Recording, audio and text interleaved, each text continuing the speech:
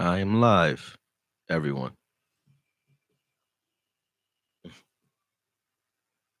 There's only one of y'all in here. It's Friday night. If I get some players up here Friday, then I know y'all either don't got no social life or y'all love me. One or the other. Let's go with 8.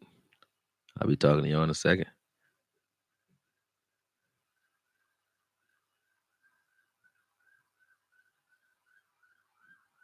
There go 12. There go police sirens. Go Cowboys. Yep. What's good? What's good? Isaiah Mosley. What's good? Jugga Lunatic. What's good? I finally got your name right. My Cowboys family. What's up? What's up? Ron Jones. Young man, happy birthday, bro. That's my brother right there, man. His birthday, man. Let's go. Happy birthday, man. I ain't forget. I just whole asshole when it come to reaching out. I've been running around all day. What up, meticulous? How y'all? What's good? Yeah, I can go for some tacos too, man. Me too. And there ain't no good ones around. Hit that like button though. Make sure y'all do that. All right, I'm about to load up. Let's go. Yeah, the question was asked, and I said, "Hey, well, time like the present to go live. It's 18 of y'all on here. I should have 18 likes, but it's no time like the present. You know what I'm saying? Let's ask the question or answer it, should I say? Um, I'll leave it up to y'all first. Let's see what the vote is. Do you guys think or feel that Taco is a bust, or was he just merely misunderstood while he was here? Did he not get enough playing time to really see what he is, or is he just if is he just trash? I don't want to kick him while he's down just because he left the team. I don't want to say hey he's trash, but is that the case? Did the Cowboys letting your first round draft pick go in favor of a fifth round draft pick? That says a lot, doesn't it? Worse than Claiborne. Damn. You would say Claiborne was a bust? Uh, yeah, I guess he's kind of a bust. He's not what he was supposed to be. If you define bust as being um or meaning not living up to your full potential, then yeah, I would say Claiborne's a bust. Like Claiborne's a good player. I would say he's a good player. When I say Taco's a bust, I mean he's not even good. Is that the case, or is it that he's just injury prone or just not ready? Which one is it?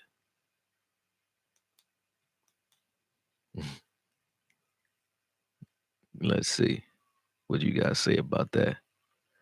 Yeah, Carpenter is definitely the biggest bust we've had. I wouldn't say Taco's the biggest, but Taco was one of them. I didn't expect that.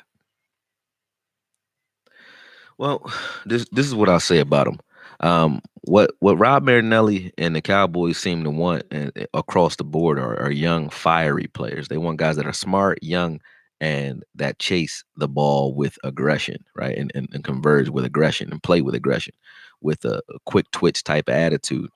Taco always seemed like he was lackadaisical out there. Even when you watch Malik Collins out there, Malik Collins is 20, 30 pounds heavier than Taco. So is Antoine Woods. Maybe 40 pounds Antoine Woods is. But they're more explosive than Taco is. And that's saying something. Taco plays with strength, but he either is out there thinking, or so he either doesn't have the aptitude for it, or he really does move that slow. And I don't know which one it is because he doesn't play on the field. He doesn't get on the field that much. So I honestly don't know. I didn't know going into the season. I did see that Texans preseason game, and I said, well, that's a different Taco. He was playing more explosive. So the potential is still there, and I think that's what the Cowboys were kind of honing in on because Taco was a late round draft pick, late first round draft pick.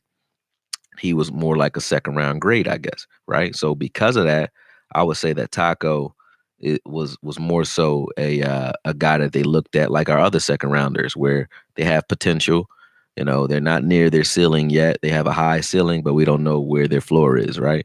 Taco was that guy, but Taco just doesn't seem to have the aptitude, at least in this system, to reach his ceiling. Maybe he goes to Miami and balls out of control, and everybody then it's Taco Tuesday for everybody down there, and I wish him luck. But like I said, it's not to kick dirt on him or hate on him or anything. I wish him luck wherever he goes, but I just don't know what Taco. is. And I watch film and I don't know what he is because he's always up. He's just too up and down right now. So yeah, I don't know. I don't know. What D Law say, Rue? You said he gave him some tough love on his way out. What did D Law do to Taco? I'm not privy to it. I was too busy watching the Antonio Brown mess, man. Antonio Brown is a piece of work, man.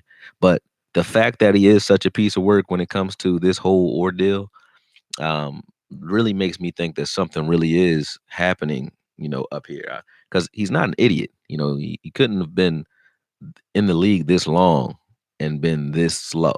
So no offense to anybody who is slow, because that's probably a disrespectful term to you. But Antonio Brown is just not making wise decisions. Like why you would text somebody a threatening or aggressive message after they've outed you is beyond me. I would have just left him alone. That's like tampering. Leave it alone. Like the fact that he did that, uh, I don't understand, man. I don't understand that. Like that wasn't a wise move. It's 37 of y'all on here. Make sure y'all hit that like button, man. That's all. That's how you let me know you like what I'm saying. But at the end of the day, um, I think Antonio Brown's done, man. It's fucked up, and I really, honestly, just in my heart of hearts, I don't know for sure, but I don't think he did this one.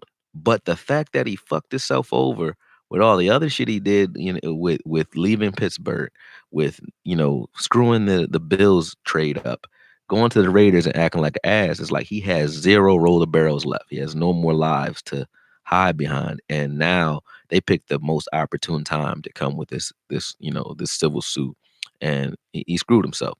And I think the fact that he text messaged this second girl, along with the fact that the other one actually came in and was interviewed by the NFL, I think those things just made the Patriots say, "Look, man, we don't need this kind of mess. You're just not helping yourself. And if you're not going to help yourself, you definitely can't help us because you're not even smart enough to protect yourself at this point."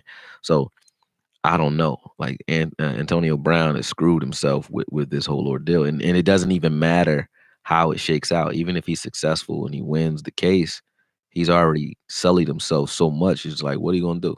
Like, I think he stick a fork in him, man.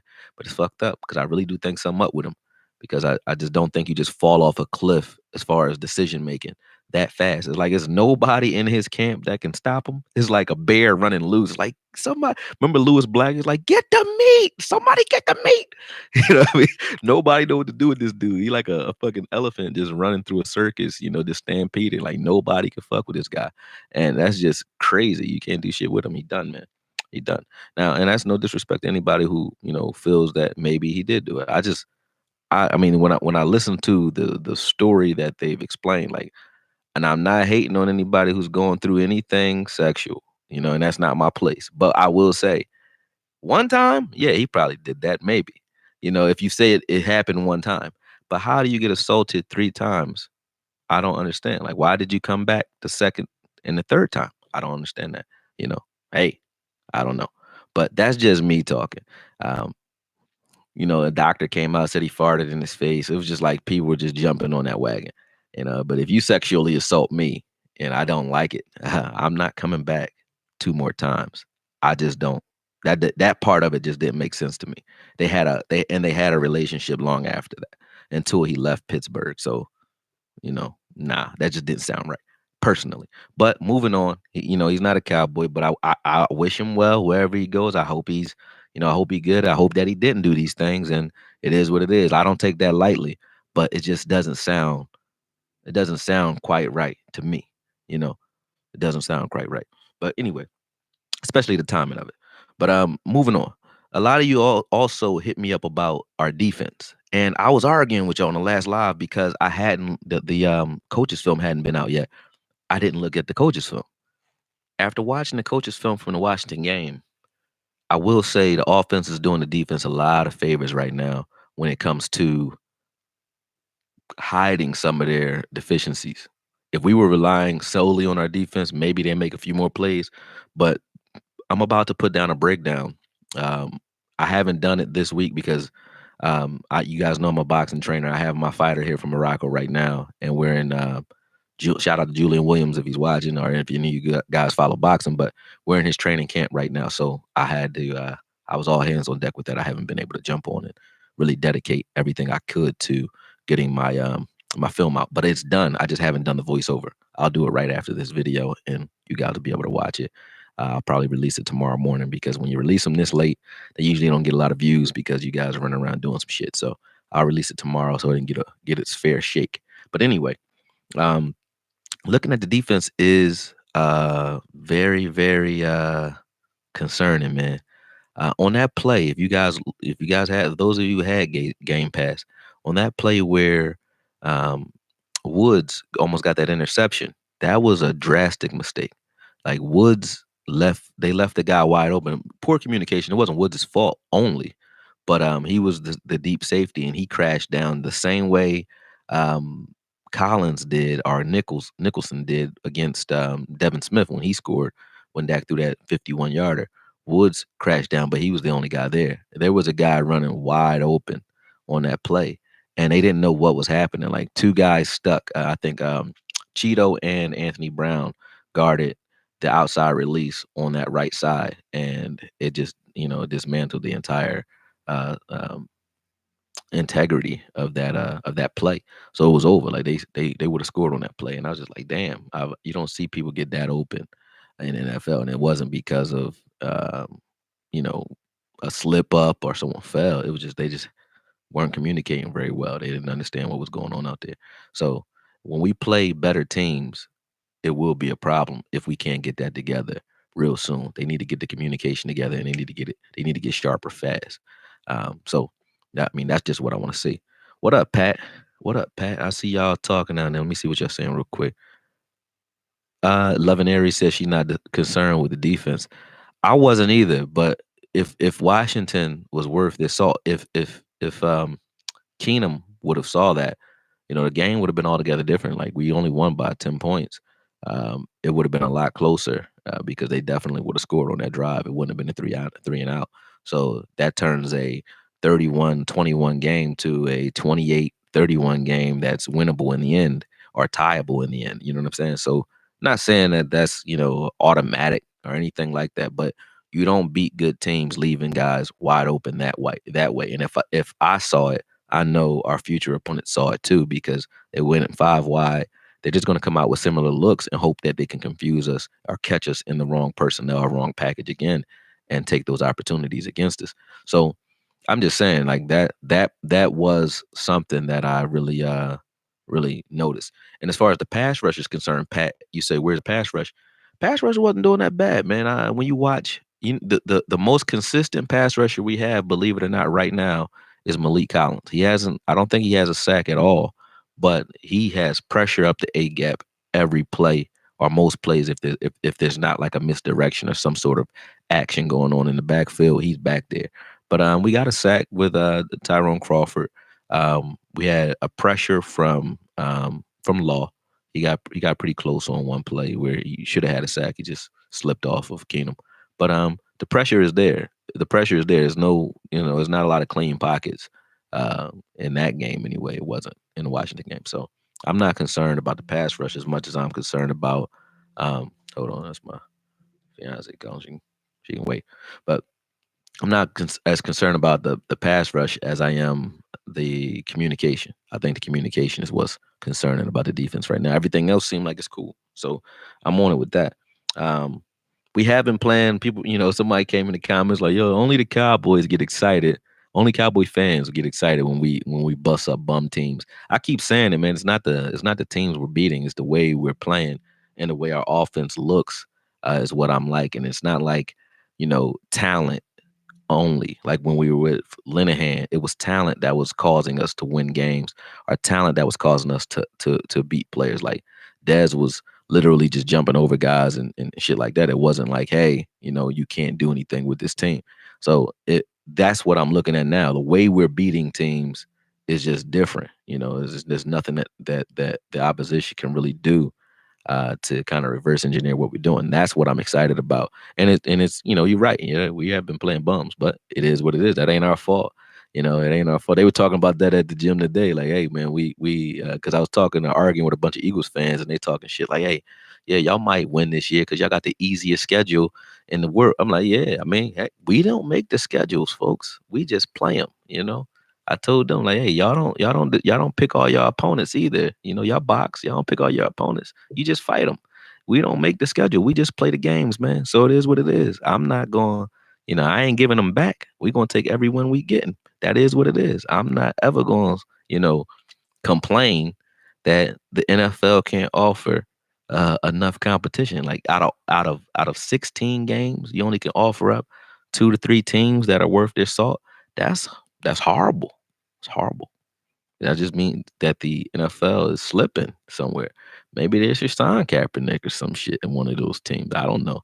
Some need to give. Maybe they should hire Jay Z. They did already.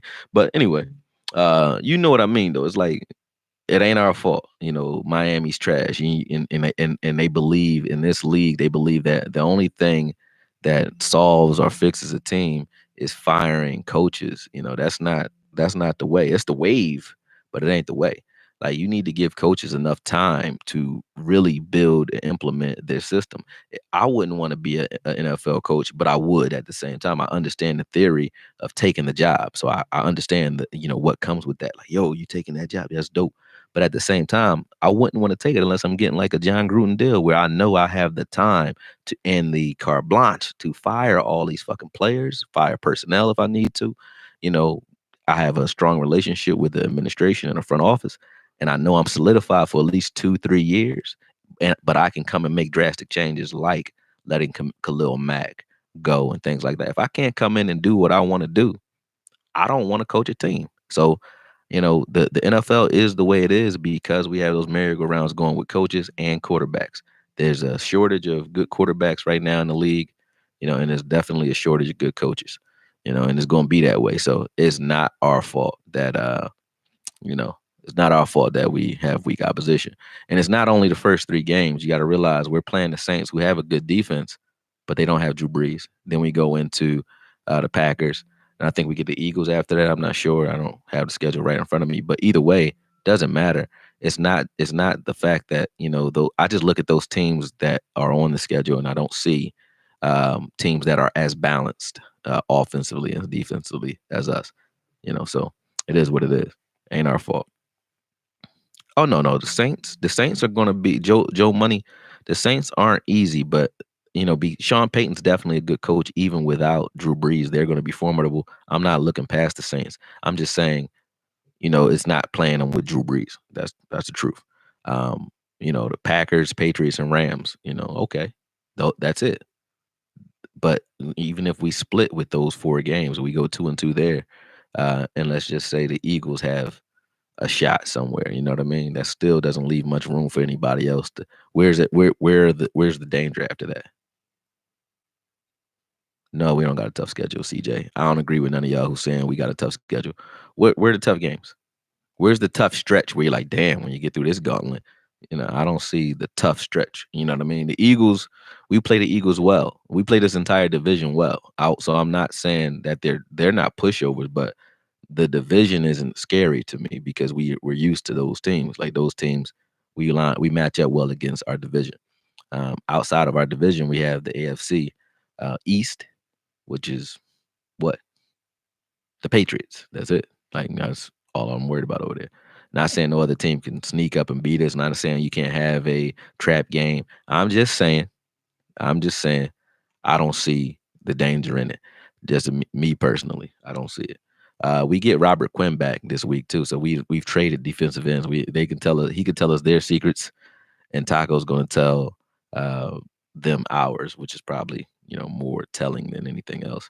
Um, that might make the game interesting, though. You never know. Maybe they know every look. Maybe Taco is paying attention in the defensive film room. You never know. He might be able to run down everything.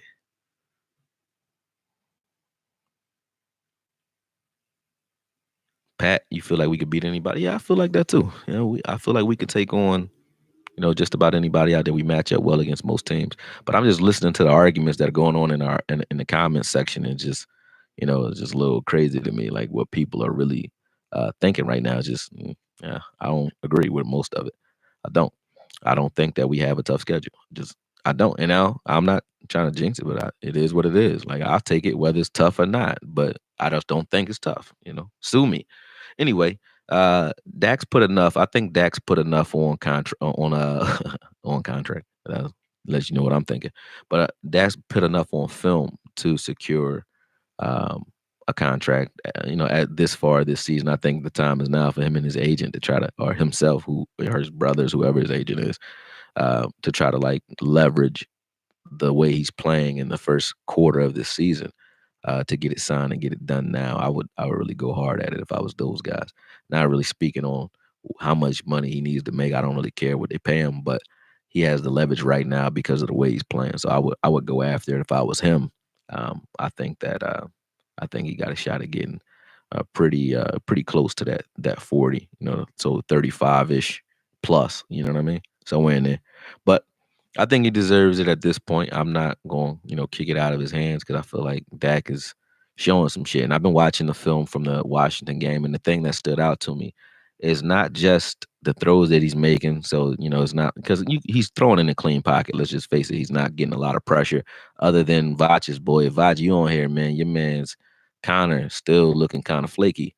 But, whatever. He gave up two pressures up the middle. One resulted in a sack. The other one was an interception, actually. Yeah, because Dak rushed the throw, and he threw an interception because of that. But so yeah, kind of need to get it together. But at the end of the day, it wasn't the throws that Dak was making; it was the fact that Dak was communicating better. Like there's one play where I don't know if we threw. What did we throw a? No, it was a dig route to Witten. I feel like 15, 20 yards, right? But initially, it wasn't that route. Well, Witten was running that route, but Cobb, or I don't know if it was 19 or 18. So it was either Cobb or Cooper, but Dak switched them in the slot. They were in the slot together. Dak looked at the formation. He just said switch. And they both shifted and switched. Once they switched, Cobb cut the field in half. So I think it was Cobb, but he just ran up the field and drew the safety deep. Once he drew the safety and had that linebacker tailing him deep, it was nothing in the middle of the field. Dak cleared that out. But when he did, he had to hold. He not only called the switch, but at post snap, he had to hold the linebacker on the left side of the field long enough for Witten to have some space. So he used his eyes. He eye manipulation to control the linebacker, number 53. He moved him with his eyes. Dak doesn't usually do that. So seeing the things that he's doing on film is what I'm liking about him. It's not really the fact that we're busting ass right now. It's seeing the things that I've been asking for. He's actually doing it, regardless of who he's doing it against. He's doing it. So he's earning some respect from me with the way he's communicating, the way he's playing. When he sees a mismatch, he's taking advantage of it, whether that's him or Kellen Moore. And I'll give you an example. Some things are scheme, some things are Dak. Like what I just explained was mostly Dak. Um, but here's a scheme one. Like Kellen Moore will line up strong side. He knows we have a tendency of running strong side when we were under Linehan. So he would line up, heavy to the right? And then the entire play action will be, overtly to the right. Dak is now allowed to call an audible in those plays when they load up the box, right? And the only route on that play is the back end. So the X receiver is just running the slant real quick. But Dak sees it. Whenever he sees 10 in the box, it's automatic. The linebackers are going to bite on that play action, and then there's nothing stopping or coming underneath that slant. And if you get them in a zero coverage, you got a touchdown every time on that if they can break a tackle. So Dak's been doing that, but that's the scheme. That's not Dak, but Dak's been doing that, and I know the scheme affords him the opportunity to do that. It's just a simple play action. He can just turn around and throw that slant. It's not hard, right? So I don't give him much credit for those plays, but the fact that he's audibling at the line and he's switching guys at the line and he's moving guys around and he's recognizing what looks he's seeing, that's what I give him credit for, and he's been doing that. He's been doing that. What do we see?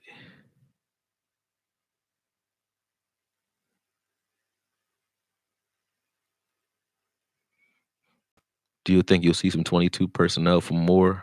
Um, I don't know. Maybe. I think Moore is right now. I think he's showing us just a glimpse of what he's capable of. But Kellen has a lot more. up his sleeve than what we've seen thus far. So he's definitely going to open this offense up. I don't think there's a formation or a personnel package that he won't utilize this year, or at least start in. He might start in one and then shift to another. Good look, Mano. Appreciate that, man. Appreciate that. You got a question, or you just want to pay? You want to just play bread? Oh, here's the question. Do you think Jerry is waiting to see how Dak does after the two primetime games against the Saints and the Eagles to pay him? He might not be waiting on it, but I'm pretty sure if Dak balls in those games, the pressure will be on Jerry to actually, pull it out. I think he's waiting for Q1 of the season, most likely. That's just what I think. Um, do I think Jamez will get more involved, Rue? Yeah, Jamez does something like, and that shows that Kellen Moore is a football historian because he doesn't have to use Jamez. He uses Jamez for one reason: automatically, mentally, a defense sees the fullback out there in the backfield, they automatically think pass first. And he gets that from, I don't know if he got it from him, but I will say, if you watch a lot of football, you'll realize that John Gruden used to do that. And John Gruden got it from Parcells. Parcells used to do that. He would bring out Richie Anderson, I think his name is, number 20. He would bring him out, and Richie Anderson was like the king of the draw play and the king of the outlet check down pass. Like I don't even think he was much of a blocker at fullback, but I think his name was Richie Anderson. I'm not sure, but he was number 20 when Parcells was here, and I think he played for Parcells with the Jets too. But Parcells used to do that. He would take his star running back off the field, and he would bring a fullback in for third downs, and he would either run draw plays to him or he'd throw the ball to him, and nobody pays him any attention because they look at it like that's a fullback, I got him, or that's a fullback, he's probably in pass protection. They just it allows you to hide a talented player on the field rather than just bringing him out in the I form and smash mouth him with him or trying to sneak him out of the backfield that way. What up, Marcus? How you, man? Yeah, it was Richie Anderson. You thanks, Brew. But yeah, Parcells used to do that, and it would be like 3rd and 20. He would run a draw play to Richie, and Richie get a first down, or get close to it because nobody's checking for him. So I think in that way we will use Jamez for sure, for sure. But yeah, maybe after the Eagles game, man, maybe that gets paid then. Who knows? He said, "Are you sure? You see that spin move Taco was doing in the preseason games?" DCFN 1993. Okay, you see my Twitter? Not sure. I can. What is your Twitter? Yeah, you can go ahead and put it on here. Then I'll see it. Yeah, our fullback is a mismatch though. Like if Jamez gets out in the open, there's not a linebacker in the league that can guard him because he was a wide receiver in college. So yeah, who shot me $10? Yo, y'all just in here just giving me y'all money. It must be payday. Yeah. Well, keep supporting. I appreciate it. I ain't never gonna be mad at that. With the this is it's Mr. Nuff to you. Thank you, Mr. Nuff to you for the $10 donation. Um, with the success in draft and wins, Dak's progress, what's your thoughts now on Jason Garrett going forward? Do you think Dak and Garrett are tied to the waist? They've been tied to the waist since the beginning because he drafted Dak, so of course they're tied to the waist. But what's my feelings on Garrett? I'll know at the end of this year because if you can't drive a Ferrari, then you can't drive a Pinto. See what I'm saying? Like, so if you can't drive that, then fuck you, get out of here. If you can't win with this team, I mean, if we get cheated, like I said, if something happens where it's like the year where we, the catch or whatever, even that those years we didn't give Jason Garrett just due when we were with going against the Packers because I don't think we gave him credit because we thought Tony Romo was the guy like kind of leading us there, and he and Jason. He didn't even listen to Jason. He just go out there. He didn't listen to Linehan either. He go out there and do what the fuck he wanted to do. So I think we gave Jason Garrett less credit with Tony Romo, with the wins and his winning seasons with Tony Romo than we do now with Dak because Dak is like, hey, he supplanted Tony Romo when people didn't think he was supposed to, myself included. He replaced Tony Romo. Dez is gone. A lot of our mainstays from that, era, other than Witten, are gone. So now it's a bunch of Jason Garrett guys. So if he wins now, I think he gets the credit he deserves. So I will give him respect if he can win with this team. If he fucks this up, then nah, get him out of here. I don't care. Yeah, get him out of here because you shouldn't fuck this up.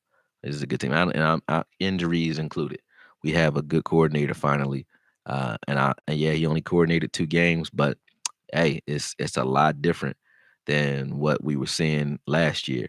And there's certain things that Kellen Moore does. You'll see it in the breakdown, but there's certain things that Kellen Moore does that it doesn't matter if you scheme for it.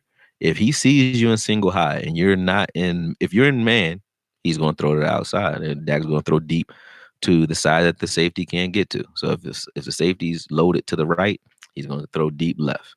That is automatic, right? That's already in the offense. But what Kellen Moore started doing is what the Rams were doing to us, which is converging. You'll see that the spacing is different. Even though the play scheme might be the same, the spacing is different. So he'll line up Cobb right there next to the tight end, and then he'll run the same drag route or the same deep post route from there rather than having those guys trying to cross late. They're crossing a lot earlier. They're converging earlier. And what I mean by those guys, I mean he'll run a crossing pattern where it's a choice route for the receivers, and it's a choice route for the safety. The safety is single high in cover 3, but he has 2 receivers converging right there in front of him, crossing right there in front of him. So let's just say the Mike is the safety and these are the receivers. It does Dak only has to look at that point, and they're getting to this point quicker because instead of them being spaced out wide like they were with Linehan, he's taking the receivers and he's bringing them closer to the line, and he's shifting them around anyway. But he's bringing them closer to the line of scrimmage sometimes on those trips packages, and they're getting to that converge point a lot faster. Excuse me, but they're getting there a lot faster. Dak only has to look and see which receiver the safety carries. If the safety carries the guy going to the left, he knows he's throwing right. It's an easy route for Dak to read. He doesn't have to read the whole field. He reads the middle of the field. He reads the left or the right, depending on where his deep route is. If he sees single high, or if he has it, he goes. If he doesn't, he just looks at the middle of the field. And if there's nothing there, he knows it's check down city all day. That's real simple for him to read. He simplified this offense. So it doesn't matter, if we go play better teams or any of that. Unless they have to beat us traditionally by just controlling the trenches. That's it on both sides of the ball. That's how you beat us. But as far as just game planning, if you can't touch Dak or you can't get in that backfield, you can't get through this offensive line, we're going to live and die with this offensive line. Because if you can't rush Dak into throws like he threw that interception and so on, you can't rush him and get pressure up the A gap and pressure in his face, you're gonna have a long day. Because if he can stand back there and stand tall, he cool. And the crazy thing is everyone else is healthy. So Collins is 1-on-1 blocking. Zach Martin's 1-on-1, and so is Tyron Smith at fine. So that leaves Fredericks and Connor to help each other out. And that's what the adjustment was in the second half of that game. They just started helping each other out. So yeah, man, I'm hype about that. I'm hype about that. Okay. Devin White. You want to talk about Devin White? White's been good, man. He had those 2 ACL injuries. I don't think there's anything wrong with him. I like him. I mean, I'm not gonna praise him too crazy, but he did what he's supposed to do. They were picking on Norman with him, and he did a good job at that. Make sure y'all hitting that like button if y'all still on here. You said you predict Jerry would make more. Oh, another Wade Phillips situation going on. So Moted B, what up, Tariq? Tahuti, how you, man? You know what it is. Um, what do I think about Jalen thus far? Not much, to be honest with you. I don't know what's going on with him. Maybe his knees flaring up, but Jalen looked kind of sluggish out there, like he's struggling to get his wheels about him. So not sure what's going on with Jalen. Actually, he don't look quite like himself just yet. Only OG subscribers know that Koye knows how to speak Chinese. Damn, I ain't even know I ever did that in front of y'all. Ni hao ma wo hao ni na. I'll do that. That's an easy one. But yeah, speak a little Chinese. You say you saw some poor angles, CJ. I mean, it's the beginning of the season. Let them get their wrinkles out. But I did see not only poor angles, I saw some missed tackles, and I also saw poor communication between and out that play where they almost gave up the touchdown. It was Jalen and Woods, they were, going back and forth with each other before the play started. And then he hiked the ball right then and there, and it was like they got caught flat. So, yeah, yeah, yeah. He said, "Say my name." Cool, yeah, you damn right. I should do a skit to that. I definitely should. I love Breaking Bad. That's my shit.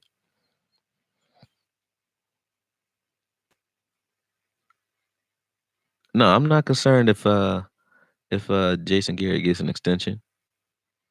Um, I don't think we'll lose Richard Armore either. I think a lot of players and a lot of coaches, for all that other teams say about Jerry Jones, for all I say about Jerry Jones, something must be going on when you sign with the Dallas Cowboys, other than the fact that you don't pay state tax.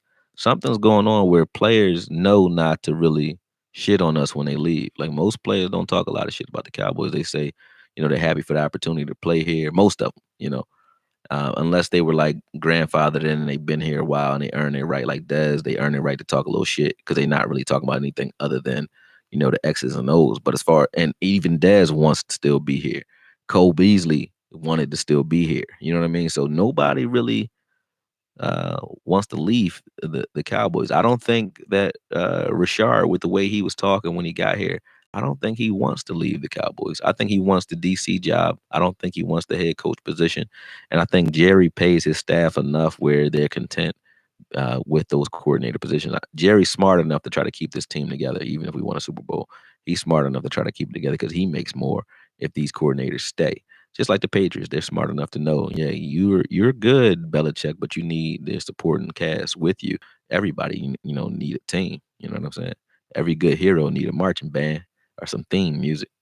You know what I'm saying? So, I mean, maybe that happens, but I'm not concerned about it. No, I mean I could be 100% wrong though, but I'm just not concerned about it personally.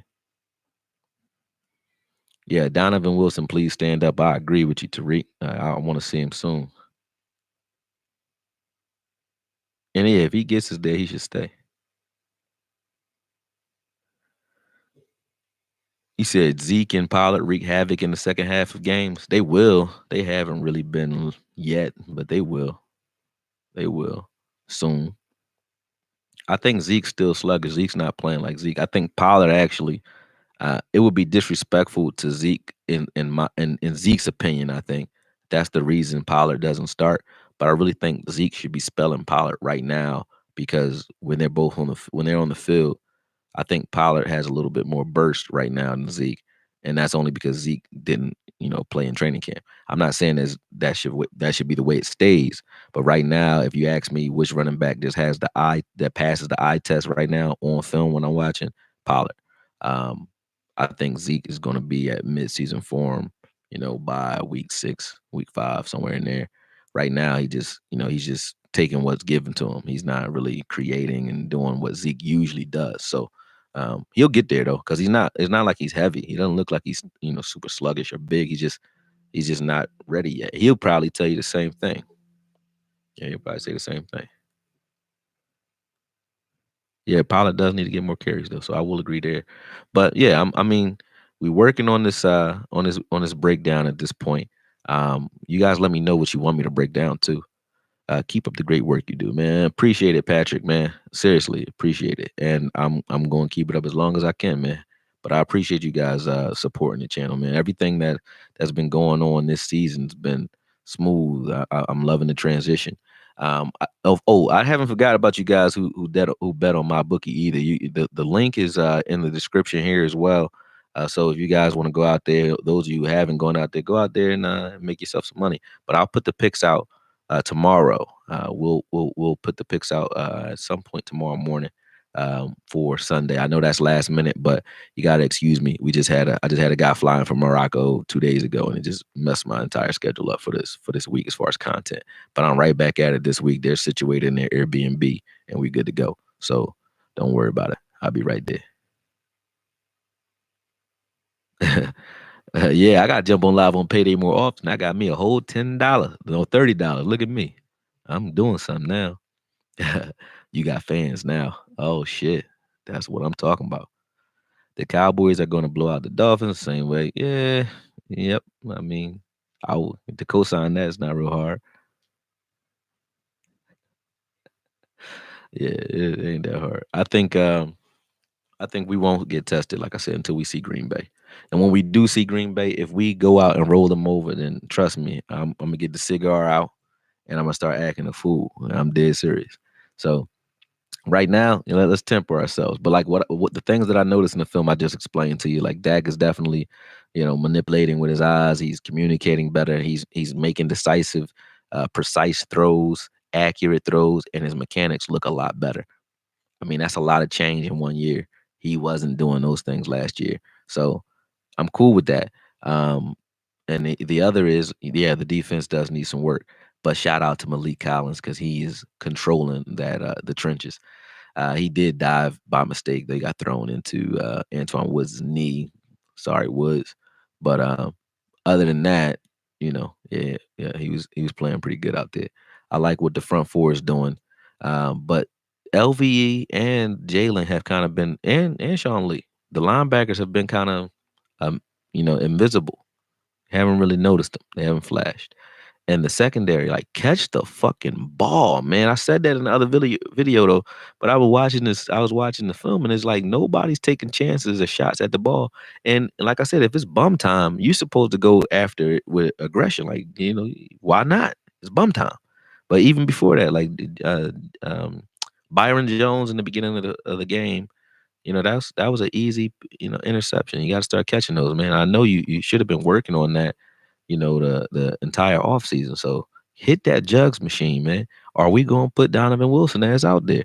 Um, Woods almost got an interception on a play where he was supposed to be giving up a touchdown. So for you not to catch that, that's just crazy. Heath getting hit in the face with balls or just pause, but that's crazy. You know what I mean? Like we got to get it together with that. So the secondary, the back half of that defense, period. Linebackers and secondary, I don't think they've arrived yet. They haven't woken up to where we playing. They just they're not paying attention to where we at. You said Tom Brady's weakness is the Giants. No, no. Tom Brady's weakness was the Giants with Eli, not the Giants themselves. Because and not only Eli, but what's his name? Tom Coughlin. I don't think the Giants can fuck with no Tom Brady now. That's over. Yeah, that was a pick six. Woods' was a pick six, and so was Heath's. Heath read the play perfectly. He crashed down. He read that play perfect. He just let it hit him in his face. Weakness isn't the pass rush though. The pass rush now that Quinn is back too. The pass rush has been doing good. Like I said, it's not every week that you're gonna get um, 3, 4, 5 sacks. New York Giants' line is improved. Washington's line is not so bad. So and Case Keenum gets the ball out very fast. Like he gets the ball out quick. And that's part of the reason why there were no sacks because we were right there a bunch of times. He gets the ball out and he doesn't pay attention. He doesn't stare down the rush. So I think you'll see the sacks accumulate. Like I said, it's a numbers game in the NFL. If you get enough pressures, and we have a lot of pressures, so if you get enough pressures, sacks will come, and we are getting pressure. Even if the pressures aren't being recorded on the stat sheet, they show up on film, and you'll see. Like, just look at the pockets. Look at Dak's pocket. If you guys are watching the All 22, or when you watch the breakdown that I do tomorrow, look at Dak's film, and then look at his pocket, and look at Case Keenum's pocket. It's night and day. You throwing up on that spoiled taco? Yeah, man. Yeah, throw it up. Quinn is definitely going to make a difference because he's not going to be asked to do the things he was asked to do with the Rams or Miami, which is be the guy. He doesn't have to be the guy over here. We got guys. We just need you to come in and just work your magic. Just be there and create enough or be enough of your old self to create some pressure and chase that guy back up into the A gap. Because if we can force quarterbacks to start stepping up, and that's the thing we haven't been doing because we've been stunting and we've been kind of converging right at the quarterbacks and right up in his face. But if we can get quarterbacks to start stepping up, like using the outside rush and having that right outside, that right defensive end rushing outside, I want Randy Gregory doing it because even when he doesn't get sacks, he forces his quarterbacks to step up or scramble. If you can force guys to step up right now with the way Malik Collins is playing, he gonna eat because you're gonna run him right into him. Nobody successfully blocked Malik. I almost did a breakdown video, but I was like, I don't feel like finding every play that Malik Collins got pressure because he's not on the stat sheet. So it's hard to find him. I got to watch the entire game every. Well, maybe I'll do it. But week's always almost up. But if he does it again this week, then I'll make it a 2 week thing. We'll do it like that. But Malik Collins was not successfully blocked all day. Not on passing plays. Running plays maybe, yeah, but not on passing plays. Nah, he was in there every play. He was in somebody's face. He was manhandling this guy. And the only thing that Case Keenum, that saved him was the fact that he gets the ball out fast and he's a pocket guy that knows how to just, climb the pocket and kind of move around. I think a running quarterback, he would have got killed. We would have had sacks against a running quarterback, and we will see a few of them. So, a running quarterback would have got killed. We're gonna hurt Teddy Bridgewater, I think, and I don't mean physically, actually injure him. I mean, we're gonna get with Bridgewater. You'll see our pass rush in that game. This and against Miami, if this is a blowout where only offense, looks good, then it's time to worry about the defense because this should be pick six central. Watching what Miami's putting on film is just like abysmal. Nobody wants to play over there. They're playing high school football in the NFL in Miami, and that's all the way across the board. Ryan Fitzpatrick too, and he usually is a baller in the first quarter of the season. So especially for a new team, so ain't no Fitz magic this year. Okoye, two more good Dolphins players out for the game. Albert Wilson and Rashad Jones.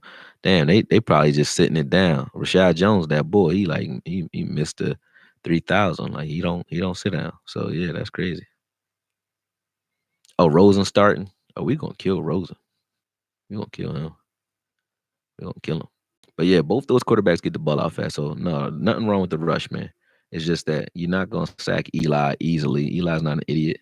And their line has improved. They got rid of the guy who used to give up the sacks. Remember, and actually, D Law need to give him a piece of that fucking advance money. Was it Eric Flowers? Eric Flowers used to give up 3 sacks to Law every year. I mean, no, every game of every year. So like four, 4 to 5 of his sacks was coming against that one guy.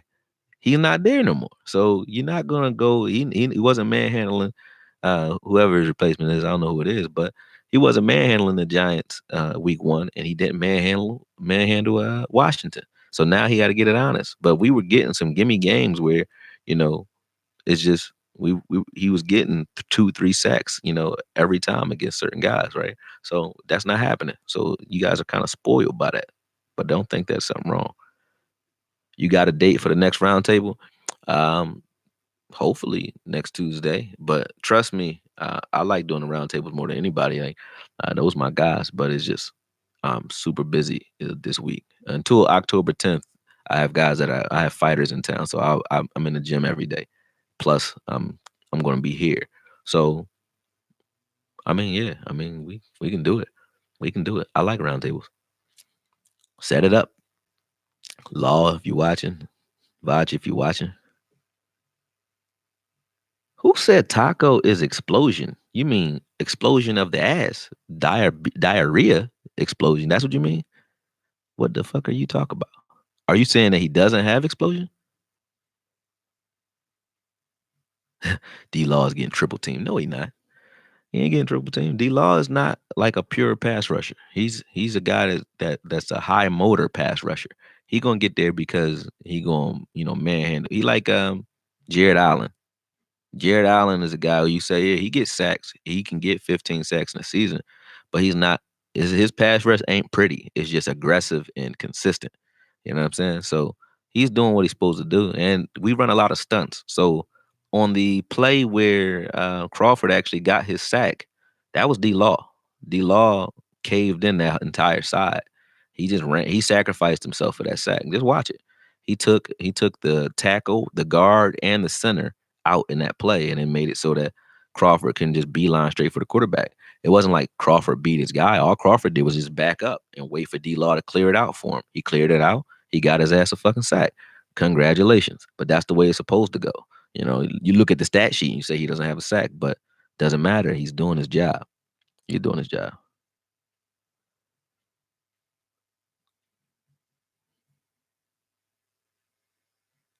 Yeah, he need to fly to the ball every play, and that's what they said about him. Yeah. Oh, Patrick Kelly, you a smart man. I wanted to say that. Nobody's paying attention to the fact that where the fuck is Cheeto Bay Awuzie? Or no, he back to being Cheeto. Imma call him Cheeto. But yeah, where is he?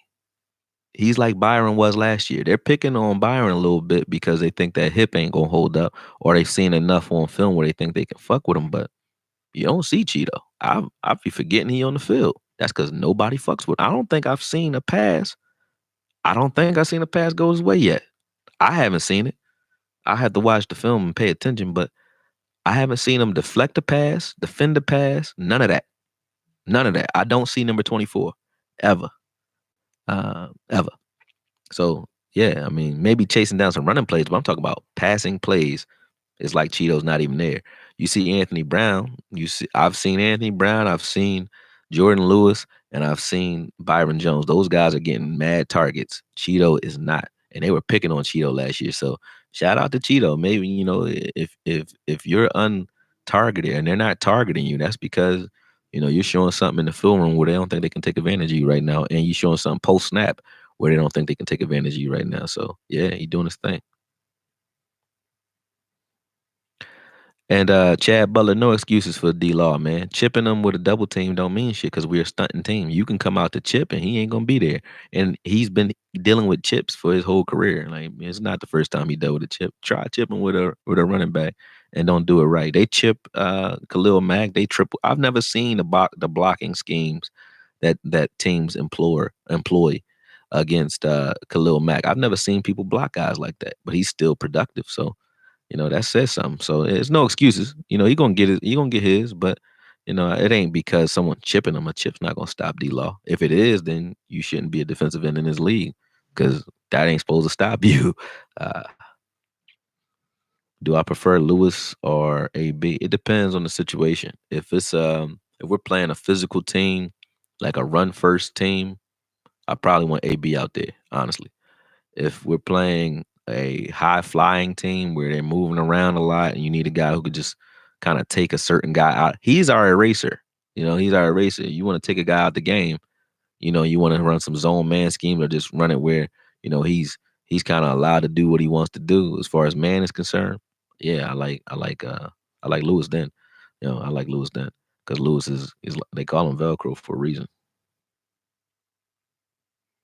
Yeah, Calais Campbell did set it off last night, man. He was balling. He was balling. Mhm. Let me see what else you're saying. Oh, you said a wide receiver caught the ball one hand. I don't remember that play. And if he, oh yeah, I did. I do remember that play. It was number 12. Um, I don't remember that. But look at what you got to do to catch the ball. We're gonna do that. You know what I'm saying?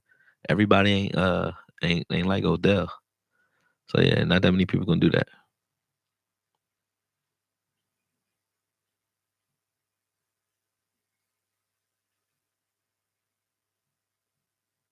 Oh yeah, I don't remember. I don't remember. What I'm saying is like I'm not saying he didn't get any targets. But what I'm saying is he's not getting targeted. I see 31 all the time. I see Byron all the time. I see 30 all the time. You know, they making plays too though. They not like they ain't getting their ass bust, but the ball is coming their way a lot. I see the entire secondary all the time. I just don't see 24 that often. Yeah.